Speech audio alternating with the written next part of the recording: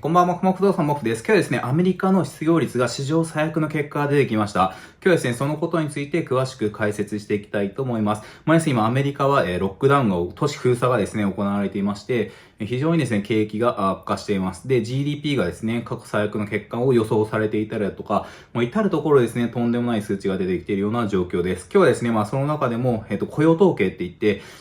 失業率がですね、どれぐらい増えたか、そういうので恐ろしい数値が出てきたので、今後のですね、アメリカの、経済がどうなのか、またですね、株価とかがどうなっているのか、そういうのを解説していきたいと思います。ぜひですね、今後アメリカはどうなのか知りたい方は、ぜひ最後まで見てみてください。で、今日はアメリカはですね、過去最悪なですね、失業率が出てきました。これは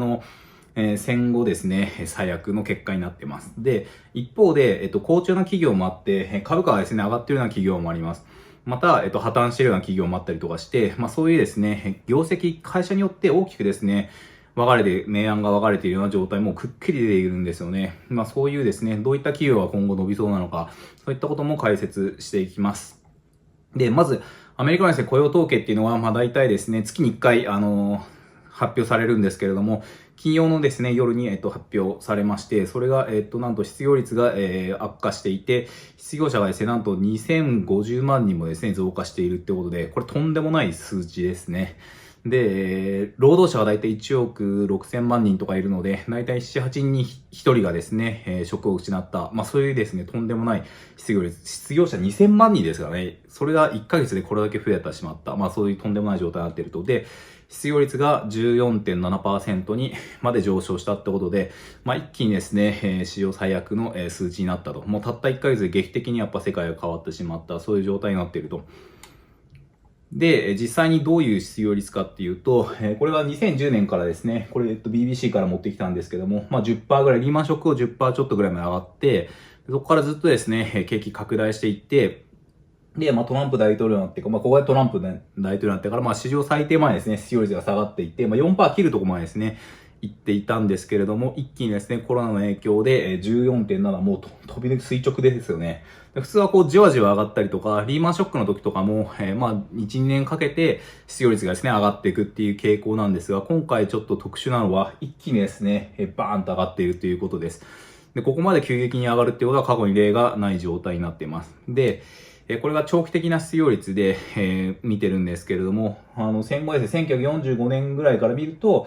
ずっとですね、推移してきている中で、一気にですね、14.5 なので、リーマンショックとか、IT バブルとかですね、そういったところをはるかに超える失業率に一気になってしまったところですね。で、世界恐慌まで行くと、20%とか25%ぐらいになるので、世界恐慌までは、行ってないんです。ただ、ここから、また来月増えるのか下がるのか、その辺がですね、非常に、すごい興味っていうか、重要なデータになってくると思います。後でこれも説明します。で、失業保険のですね、申請者数も、3月末からですね、爆増しているんですけれども、そっちも、330万人とか、600万人とか何万人っていうのをどんどん、申請者出していて、で、まだですね、申請者数が止まってないですね。どんどんだから失業者が増えていっているような状態っていうのはちょっと怖いなっていうようなデータになってます。なので、累計で3300万人が失業保険を申請っていうふうに今、データが出ているということで、失業保険をもらえればですね、プラスされて、お金もらえるっていう制度があったりとかするので、失業保険もらった方が給料上がったりするケースもあるそうなので、そういったことで今はですね、どんどん失業保険がもらっているような状態になっていると。ただね、3月、ちょっと減ってはきているんですけれども、まだね、320万人失業保険をもらう人が減ってきてないってことなので、まだまだですね、失業者がどんどん増えているような状態だと思うので、これはちょっと怖いなというふうに思っていますと。で、市場はですね、これで、悲観してるかどうかっていうと、そんなにですね、とんでもない数値が出ているにもかかわらず、そこまでですね、悲観してないっていうのが、市場の見方になっています。で、なんでかっていうと、一過性の解雇っていう、その解雇の理由があって、報道によると一過性の解雇が 78% ぐらいで、恒久的解雇、ずっと恒久的に解雇ですよっていうのは 11% ってことなので、一時的なレイオフ、経済活動が再開したらまた雇うよっていう前提みたいなですね、そういう失業の一時的だよっていう理由が多いので、またですね、ロックダウンが解除されて、経済がですね、元に戻ったら、この人たちはすぐにですね、またですね、元の職に就ける。そういう可能性が高いっていうふうにまだ、見てるようですね。なので、経済活動が戻って、また人がですね、今度一気に殺到したりとかですね、今度また今までの抑えたものを反発して一気に景気が回復するみたいになれば、みんなですね、採用元に戻って、今度は失業者の、が一気にですね、今度働き始めるというふうになるんじゃないかって予想している人がいます。でも一方で、それ戻るっていう保証もないので、また今みたいにロックダウン緩やかにですね、解除していって、それで、またレストランとかも人と人の距離空けたりだとか、営業時間短縮したりとか、そういう風になってくると戻らない可能性もあるので、その辺のですね、経済活動が、どれぐらいなるのか。で、この、一時的な解雇の方が本当に戻れるのかどうか、その辺が、まずですね、今一番、ポイントかなっていう風に、考えてます。で、さっきちょっと言ったんですけど、失業保険で、最大$6001週間に$600もらえるっていうですね、制度があるみたいなので、それをもらうためにも、早めに解雇するっていう動きがあったりとかして、で、解雇して失業保険もらうっていうパターンが、それが多くなってるようですね。いろいろ調べてみると。で、ゴールドマン・サックスと、モルガン・スタンレーのアナリストとかは、経済活動がですね、底打ちした、一番、そこをやって、ここから回復するんじゃないかって言ってるような、報道も出てきてて、一方でね、そういうまだまだ底打ちしないって言ってる人もいるので、意外とですね、底打ちして、経済ここから回復するんじゃないかっていうふうに、言い始めてる人もいる。これ、結局ポジショントークンの可能性もあるので、どこまで信じていいのかっていうのは毎度のことながら、などなんですけれども、でもそういうふうに言い始めてる人もちょっと出てきたよっていうことで、市場はですね、今回の、失業率はほとんど織り込み済みで、これぐらい、失業保険の数とかはですね、見てると、そこまでですね、インパクトはでかくないっていうことですね。で、株価はですね、順調に回復しているっていうところなので、もう本当にそこを打ったような気もしなこともなくなってきた感じですね。で、こちらがダウ平均のチャートなんですけれども、2月12日に3万ドル近くまでつけて、一気にですね、1ヶ月後に1万8000ドルまで下がってですね、一気に半分近くになってしまったと。そこから2万4000ドルまでですね、戻ってきて、今2万4000ドルぐらいで揉み合ってるような状態になっていると。半分戻しぐらいのですね、状態になっているところです。で、ここからこのダウ平均とかね、S&P500 とかは、回復してきてるんですけども、じゃあ個々の企業はどうなってるのかっていうのはちょっと株価見てみました。で、業績はですね、二極化していて、非常にいいところとね、悪いところはもう本当はっきりですね、見えてきてるなっていうのが面白い特徴になってきてます。で、これもね、ニュース出てたんですけども、GAFA と、マイクロソフトの時価総額が、東証一部上場のですね、株価をですね、超えたっていうのがですね、もうちょっと日経から出て話題になってました。で、GAFA って、ご存知の方も多いかもしれないですけども、Google、Apple、Facebook、Amazon にマイクロソフトの時価総額を足したものですね。この5社ですね。1、2、3、4、5、たった5社の、時価総額って、会社の、価値ですね。発行株数かける株価。それが時価総額になって、会社そのものの価値みたいなものなんですけども、それが、東証一部上場のですね、何百何千かわかんないですけど、それぐらいの企業の合計をですね、超えましたって言ってますね。とんでもない額ですね。すごい。で、東証の一部上場の時価総額は550兆円ぐらいらしいんですよね。で、一方この、GAFA プラスマイクロソフトの時価総額は560兆円ぐらい、円換算するとっていうことなので、とんでもない時価総額持ってると、トヨタの時価総額は20兆ぐらいなので、それを聞くととんでもないですね。5社なので、5社の1社平均ね、100兆近くの時価総額みたいなイメージになってるということで、恐ろしい限りですね。で、昨年末の時価総額と、この5社比較すると、時価総額はですね、昨年末よりかは上がってるっていう状態なので、一旦ですね、そのコロナの影響はすべて、下がったものはすべて、回復しているような状況に、なってきているような感じになっていると。じゃあ実際この5社のですね、株価どうなってるかって見てみると、まず Google の株価なんですが、一旦ピークから下がって、また上がってきてるんですけど、ほぼですね、この12月ぐらいの株価ぐらいまで戻ってきてますね。ピークまでは行ってないんですけども、かなり Google もですね、Google 検索とか、この YouTube ですよね、YouTube とか、あとはサーバーとかですね、かなり強いので、そういったところで収益上がっていると。ただ広告のね、検索がちょっと回復しないかもって言われてるんで、ちょっと株価はですね、そこまで戻りきってないような感じなんだと予想です。で、Apple に関しても、かなりですね、もう、コロナショック前まで戻ってきてる感じですね。ちょっと iPhone の出荷がちょっと減らすとか送られるとかですね、いろいろあったりするんで、ちょっと株価こんなに戻るんだっていうのはちょっと驚いてますね。元に戻ってるんで、影響はですね、あるはずなんですけれども、それにもかかわらず戻ってると。で、Facebook もですね、広告とかインスタとかがメインだと思うんですけど、もうコロナ前まで戻ってる感じですね。これも強いですね、Facebook も。で、一番強いのは Amazon ですね。Amazon はもう今すごいですね。コロナ前よりも上がってますね。っていうことで、多分アマゾンでネットショッピングっていうかね、e コマースで買う人がいっぱい増えたりとか、あと、サーバーとかね、アマゾンのサーバーをですね、使ってる人がむちゃくちゃ多いんで、そのネットに行けば行くほど、そのアマゾンのサーバー使う人も多分増えるんで、そういったことで、その e コマースと、あとネットのサーバーとかですね、それがかなりですね、好調っていうことですね。で、マイクロソフトも、その今もうほとんど、サーバーとかかなり強くてですね、クラウド系がすごい強くて、そっちの会社にだんだんその Windows ってイメージがあるんですけども、そっちからね、だんだんクラウドとかにシフトしているような段階、それがうまくいってるんですね、マイクロソフトは。ということで、マイクロソフトもかなり戻してきてるんで、株価的にはですね、コロナ前まで戻ってきてるってことで、もうほぼですね、GAFA プラスマイクロソフトは戻ってきてると。ただファーンって言って、ネットフリックスも入ってくるんですよね。で、ネットフリックスも爆上げしてて、さらにですね、コロナ前よりも超えてるような感じで、Amazon と近いような感じですね。ネットフリックスは、知ってる方が多いと思うんですけども、動画配信サービスで、世界トップなんですかね。ズバ抜けてすごい制作を取ってるんで、すごいところで、こうやって見ると、一回下がっているけれども、ほぼですね、GAFA、マイクロソフト、ネットフリックス、ネット系のですね、企業はほぼ戻しているような状態になっているということで、強いなっていうところですよね。で、他にも、例えば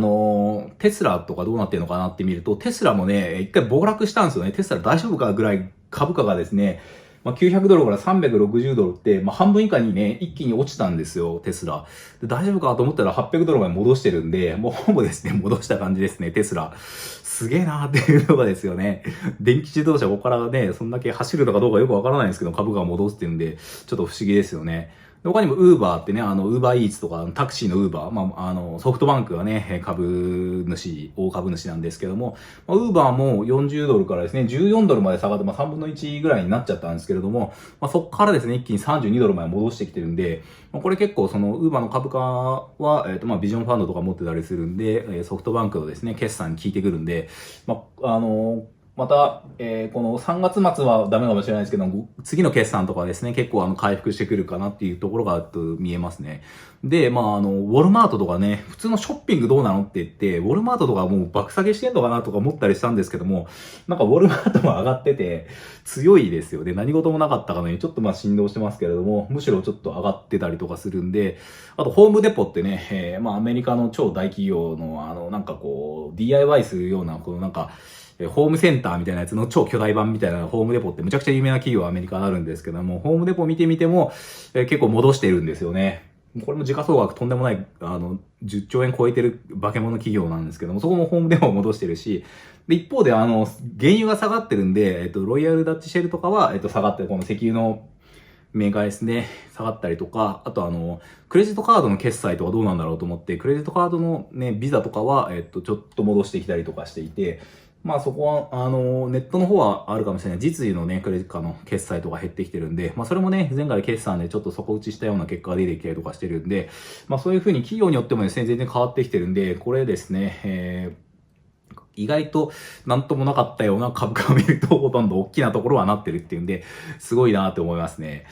で、一方で破綻する企業もね、もちろん出てきていて、破綻する企業としてはやっぱ実需みたいなところの、店舗持ってる形のところが一番今苦しいところで、ゴールドジムがですね、破綻、チャプター11適用して、破産したって言っても、なくなるわけではなくて、再建するために一回店舗閉めて、またですね、もう一回やり直すみたいな、そういうですね、債務任意誠意みたいな、それはいきなり、潰すっていうんではなくて、再生させる前提で、再建計画を立てるようなところなんですけども、報道見ると日本のゴールドジムは関係ないみたいな感じになってましたね、フランチャイズなんか。影響はないみたいですね。アメリカはちょっとゴールドジムね、潰れてしまった。一番すごい有名なね、筋トレするとこですけども、やっぱ、なかなかコロナの影響で、ジムに行けなくなってしまったっていうんで、一気に影響が出たりとかですね。他にも、デパートがですね、ニーマンマーカスって僕も知らないんですけど、報道で出て、高級百貨店で、ニューヨークとかにね、あるような超高級店みたいですけども、そこもですね、今日かな、昨日かな、破綻しましたって言って出てました。40店舗ぐらいですね、デパートがあるみたいなんですけども、アメリカに。もう結構でかいですよね。でも、高島屋とかね、そういった、三越とか、そごうとか、そういったところも日本もかなり、デパート苦戦しているし、そもそも営業してなかったりとかするので、やっぱかなり辛い状況にあるんだなっていうところですね。あとアパレルメーカーもかなり苦戦してて、医療品の J. クルーってアメリカの、4、500店舗ぐらいあるみたいなんですけども、そこも破綻したりとかですね。あと、シェアオフィスも、今、リモートワークになってるんで、WeWork とかもかなりきつかったり、WeWork のライバルじゃないですけど、リージャスっていう会社があって、そこ株価低迷していたりだとか、本当ですね、明暗が分かれるような形になっていると。で、シェアオフィスは、WeWork は、ソフトバンクはですね、TOB、株をですね、みんなの株を買い集めるよっていう風に言ってたんですけれども、いろいろ条件を満たさなかったんで、ソフトバンクがやっぱやめたって、3月末に言ったんですよね。そしたら、元 CEO のですね、アダム・ニューマンっていう人は、俺の株か、ソフトバンク買わないのは違法だって言って、今、提訴を訴えましたね。これはちょっとどうなんだか、TOB しないで提訴っていうのはよくわからないんですけれども、これはなんかソフトバンクが悪くないような気もしてるんですけど、ちょっと、正式に見てないのはわからないんですが、どうなるかわからないですけど、訴訟になっているというところで、かなりですね、こういう厳しい企業は非常に厳しいっていうふうになっていますと。他にもね、これも昨日ちょっと先日出したんですけども、デルタ航空のですね、株価も、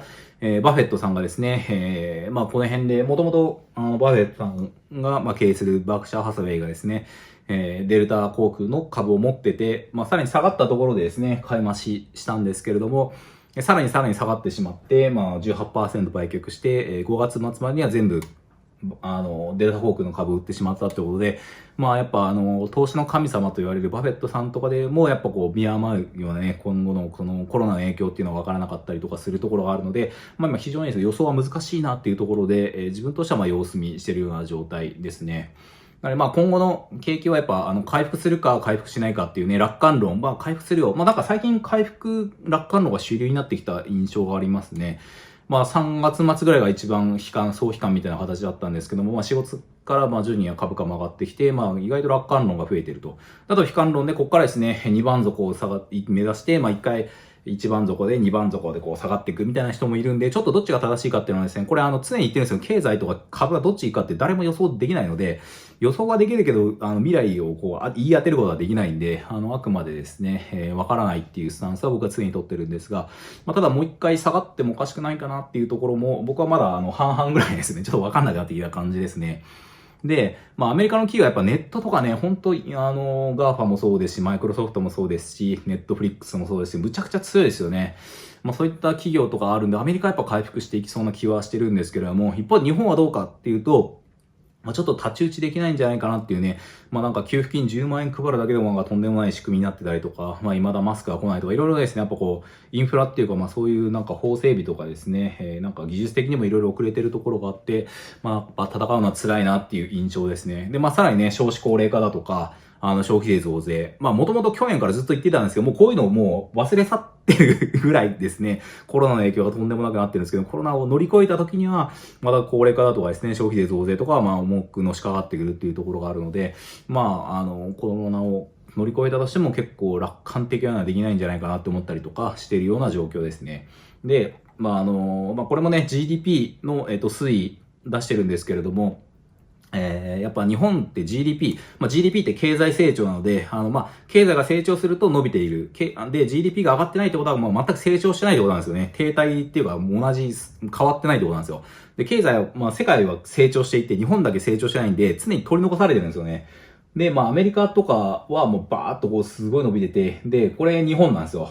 で、25年前の1995年ぐらいからずっと GDP 変わってないんですよね、ほとんど。で、中国にバーンともう抜かされてとんでもない差をつけられて、で、これドイツなんですけれども、ドイツもかなり近づいてきたりだとか、インドとかですね、上がってきたりとか、この辺かなり差がですね、倍近かったのは、かなり、差がですね、縮まってきているということなので、日本一人負けみたいな状態になってると先進国の中で、なので、ますますこういったGDP がですね、成長しないような状態になると、どうあがいても、辛い状態になってくるっていうところがあるので、一人一人がですね、スキルを磨いて稼いでいかないと、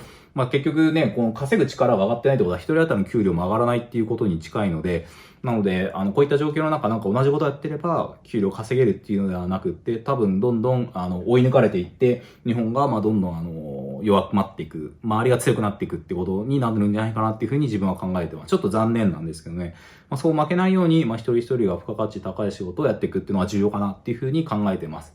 ということで、まとめ。で、まとめの前に、再生リストをですね、作っているので、株式投資勉強したいよだとかですね、FX やってみたいよとか、不動産投資やってみたいよって人は、ぜひですね、わかりやすく、ほとんど広告もですね、間に入れてないのでですね、学びやすくなってるんで、ぜひ見てみてください。で、アメリカのですね、失業率が増加しましたってまとめなんですけれども、失業率がですね、14.7%、過去最大ですよっていうので、とんでもない数値ですと。で、一方で、でも一時的な失業ではですね、大部分なので、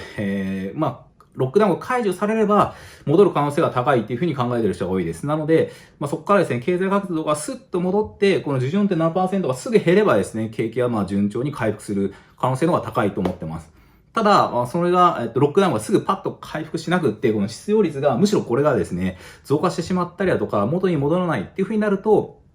経済活動に大きな影響が出てくる。景気がですね、悪化するんで、なので、失業率が、すぐ戻るかどうかっていうのは今後のですね、キーポイントになると思って、ちょっとすごい見ていこうかなと思います。これがね、一時的なところで、本当にロックダウン解除されて、みんなすぐ働き始めて、で、お金稼いで、またそのお金を使ってって消費がバンバン回っていけばすごいいいんですけども、でもこの 14.7% がむしろ 20% に近づいていって、で、全然景気が回復しないというか、消費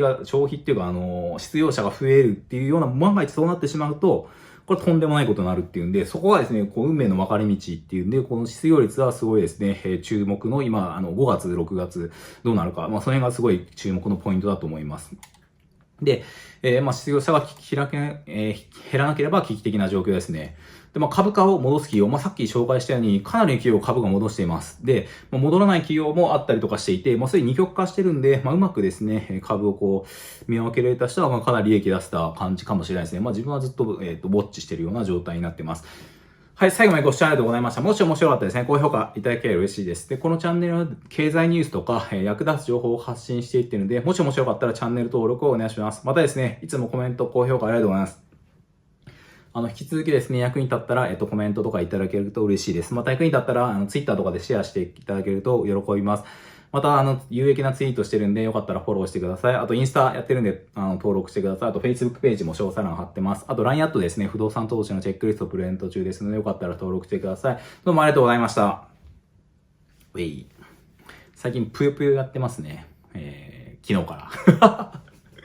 難しい。